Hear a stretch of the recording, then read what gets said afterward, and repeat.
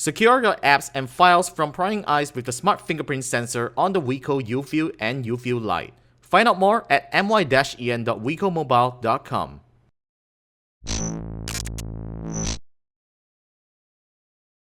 Yes, we have finally gotten our hands on our very own iPhone 7 Plus.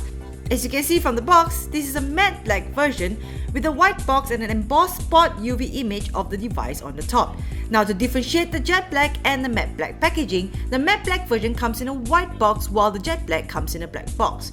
On the top here is a black Apple logo and on the side is the iPhone logo in a different font from its predecessors. Now on the back here are some details of what is included in this packaging. So we have here is the 256GB version, and one thing that makes the Malaysian packaging different is this. There is a translation in Malay here. I did laugh a little at the Jack phone kepala, so yeah. Anyway, let's open this baby up. Ooh, and here it is. Now right on top is the paperwork in crisp white. Before you can lay your eyes and hands on the device, you have to go through some roadblock. Now it says here, designed by Apple in California. They didn't mention assembled in China here though. On the box they did mention that. So here is the SIM tray ejector, 2 Apple stickers if you want to show off, and the usual paperwork in Apple minimalist style. Now back to the device. The one thing though that irked me so much is that Warren had already de-virginized this baby. Such a sad thing for someone unboxing to be unable to remove all the plastic wrappings. Anyway, let's put this pretty thing aside first and see what else is inside. Now here are the earphones all nicely wrapped up in a cardboard packaging. Now some people actually complain about the earphones not coming in a plastic box like it used to, but I suppose this is actually a more eco-friendly way to dispose of the packaging. I mean seriously, how many of us actually keep the packaging and reuse it? Anyway, just like we know, here is the earphones with a lightning connector instead of a 3.5mm jack, which everyone complains about but eventually will get used to. At least Apple did give this dongle to use a regular earphone jack with, however, the probability of losing or breaking it is pretty high.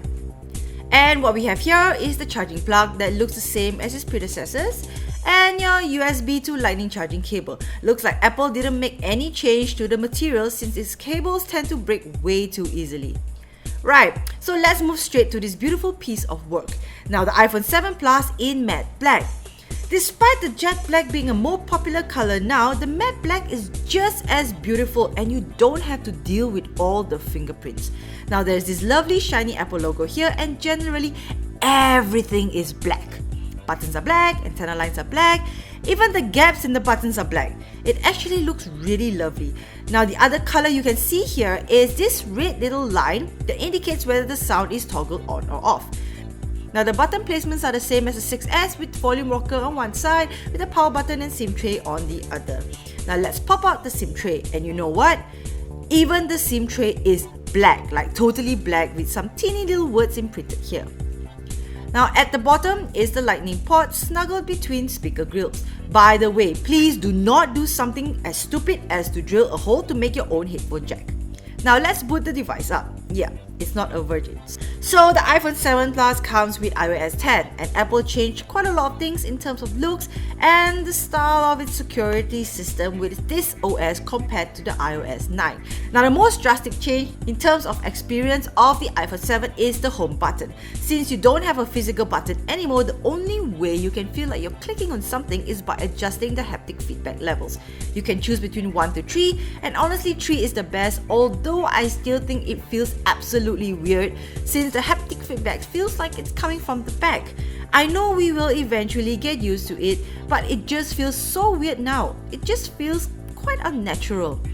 Now another major upgrade is the camera. The iPhone 7 Plus comes with dual camera, which for now is not very apparent in photos until the portrait mode comes out in iOS 10.1 update, which gives you a beautiful bokeh in portraits. However, for now you can see the difference in photo quality, especially in low light mode. A lot of improvements have been made compared to the 6S, and with the way you can zoom right into your subject, well, I guess finally Apple made the improvements in this camera we were looking for. Now finally, another improvement would be the sound quality. Now here we compare the iPhone 6S and the iPhone 7 Plus audio quality.